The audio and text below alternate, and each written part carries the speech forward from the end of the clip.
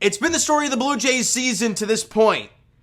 They give you a great series against the Braves or the Pirates or whatever they've done, and they follow it up by not being able to do anything in the following series and going on a losing streak of their own. They lose today 6-3 to the New York Yankees, and it was a very weird one at Rogers Center. Now, first things first, I'm going to cover something I did not cover yesterday because, let's be honest, you were down 7-0 at the time. It didn't really mean much, but the media discourse was off the charts.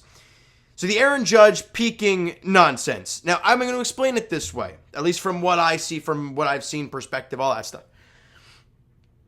Do I think there might have been a little bit of, I don't even want to use the word cheating, because, I don't know, they could be stealing signs some way. The Jays could be showing their hands. Jay Jackson could be tipping pitches. Kirky was catching. He could have been tipping pitches. I don't know any deal about that. So there could have been that. Also, the fact that Jay Jackson throws 3 straight sliders to Judge, including the final one being right down the middle. I mean, like, what do you expect's going to happen to that thing? So we fast forward to today, and Domingo Germán gets tossed from the ball game. He retires the first 9 guys, and then gets tossed. The Yankees are up 2-0 to this point, and I believe it was the same umpiring crew that umpired him. Yankee fans might be able to help me out here when that exactly happened. But he did not get tossed from that game. He got told to wash him off. And I believe, I could be wrong, he got asked multiple times to wash his hands off with whatever the hell he was using. Didn't end up leaving the game, didn't end up getting tossed. Today, going out there for the third inning. Hold on a minute.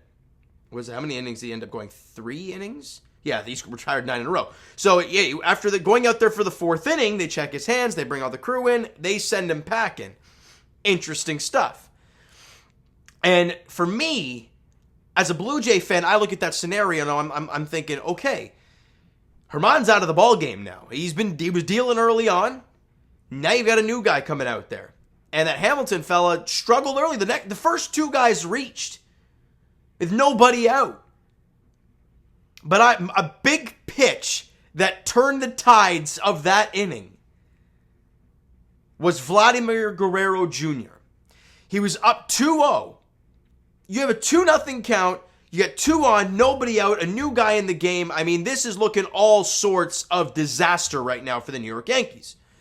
Because Germán's now left the game. You bring in a guy, he can't find the zone, and this thing could implode quick. Hamilton throws a 97-mile-an-hour fastball. It's down and in way off the plate. And Vladdy chases it. That would have been an easy, very easy 3-0 count. Wouldn't have been called a strike, not even remotely close. You would have been up 3-0. But instead, swings at it, fouls it off. It's now 2-1. Then it goes 2-2. And then I believe we don't score any runs in that inning. Now, I'm not saying it would have been any different. But knowing the situation, knowing what this guy is dealing with, I wait for him to throw me a strike. Now, again, I'm not in the big leagues, and there's a reason for it. But 2-0, he gave up the single to George Springer, I believe. Bo walked, I believe, and there's nobody on. There's nobody out, excuse me. And you're up 2-0 in the count. And you got to be thinking, hey, he's got to throw me a strike now. But then Vladdy goes and chases that one, and then chases the entire complexity of the inning. And that's after Gleyber Torres hit an RBI single off of Kevin Gausman, and Harrison Bader hit an RBI ground out. Trevino comes in to score. Look, when your bottom of the lineup is getting on base, it causes havoc. It did in that 3rd inning. That's how they got their first 2. Then in the top of the 5th inning, somehow, some way, Isaiah Kiner-Falefa gets a ball up, and I'm not talking up as in like middle in. Like, I'm not talking a strike, a meaty strike. I'm talking up top of the zone, maybe even up and out of the zone. And he barrels it up to the opposite field, and it's a home run for his first one of the year. Okay, so Gleyber Torres single, Falefa scores. Their first 3 runs scored are 2 from Kiner-Falefa and 1 from Trevino. What did I just say? When your bottom lineup is doing things, great things are going to happen, right? Bottom 5, Kevin Kiermaier, solo shot to get the Jays back in it. Then George Springer, soft single. Bo Bichette doubles. Springer comes in to score. Vladdy rips one up the middle for a base hit, and we are tied at 3. Phenomenal. You're feeling real good about yourself at this point. But then, bottom of the 8th inning, after Kevin Gausman leaves the game, Erik Swanson goes out there, and he throws a curveball to Judge. I just don't get that. I really just don't get it. With Aaron Hicks on base, which is already a disaster, Aaron Judge comes up, and you throw him your, what, I don't know how many pitches Swanson throws. I know it's obviously fastball split. So let's say it's his third best pitch, and you do not get beat by your third best pitch. You just do not let that happen. And Judge demolishes this thing into the flight deck, and you're down 5-3. We go to the bottom of the 8th inning with Clay Holmes up, or on the hill for the Yankees. Jays have first and third, 2 out. They bring in Brandon Belt for Kevin Biggio, as anybody would, because Kevin Biggio can't hit anything right now. And Brandon Belt, I think he fouls one off. Otherwise, he looks at 3 strikes, and that's all she wrote. Okay, well, nice at bat. I don't know what to say there for Brandon Belt. And you end up losing, because what happens in the 9th inning? Kiner-Falefa scores in a sacrifice fly from Gleyber Torres. Kiner-Falefa scored 3 times today. Aaron Hicks scored a run. There are 5 runs scored. Let's do the math here. 3 from Kiner-Falefa, 1 from Jose Trevino. Aaron Hicks scored 1, and obviously Judge scored on his home run. 5 of their 6 runs were scored by Aaron Hicks, Isaiah Kiner-Falefa, and Jose Trevino. That's why you lost this game. You couldn't get the bottom of their lineup out. And hey, you got to credit them for it. Those are guys that are struggling. Kiner-Falefa is known for his glove, not his bat. Jose Trevino wasn't he an all-star with Kirky last year, I think? But I don't think he's having a great start to his season. Made it happen today, get 3 hits today. And Aaron Hicks, I don't care how he got on base, because as Yankee fans might be able to tell me, that doesn't happen very often. So the fact that he made it happen, there you go. The offense wasn't there. Look, you saw red when Domingo Germán left the game. Hamilton, he struggled. Marinaccio gave up all 3 runs.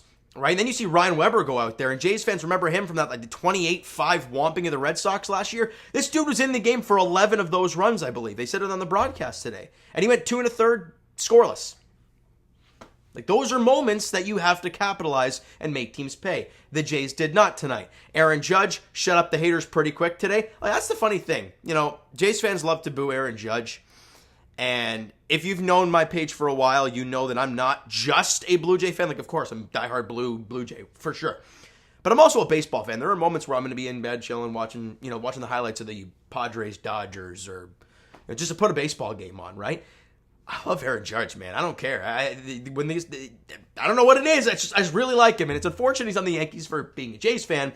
But, yeah, he's a hell of a player. Now, did he cheat yesterday? That's up for debate. But in the end, Jay Jackson, don't throw a slider over the middle of the plate. It's going to burn you no matter who the hell's, no matter if people know things are coming or not. Okay?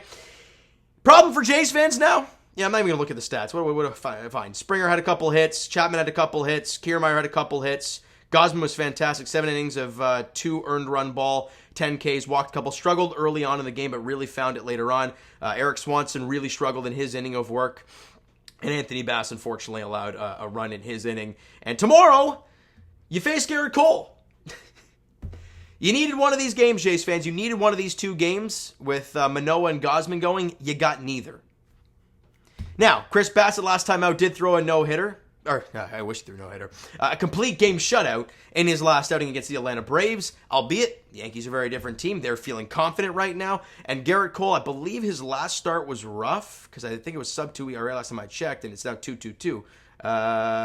Okay, no, he wasn't bad in his last game against Tampa. It was he faced Tampa twice, and the one at the Trop wasn't great, and he was good there at Yankee Stadium, 5 innings of 2-run balls. So for the Blue Jays, I don't know. You got to find a way to salvage this finale. Let's be honest. So it's going to be tough tomorrow, 7:07 first pitch at Rogers Center, right? So you know what, guys? That is going to do it for this one. If you enjoyed the video and not this game today, smack the like button. Do appreciate that. Hit the subscribe button if you guys not already. Comment down below your thoughts on the video, thoughts on the game. What'd you like, what'd you not like from today's game for the Toronto Blue Jays? The Twitter and Instagram, Discord, TikTok, all of those links are down below, so follow up there if you guys not done so already. And I will talk to you guys tomorrow. The finale of the 3-game set at Rogers Center. Gerrit Cole, Chris Bassitt is a pitching matchup there at 7:07. Thank you guys so much for listening and watching. Hope you enjoyed the video, and definitely not the game today if you're a Jays fan, but if you're a Yankee fan and loved it, smack it anyways. We'll talk to you guys then.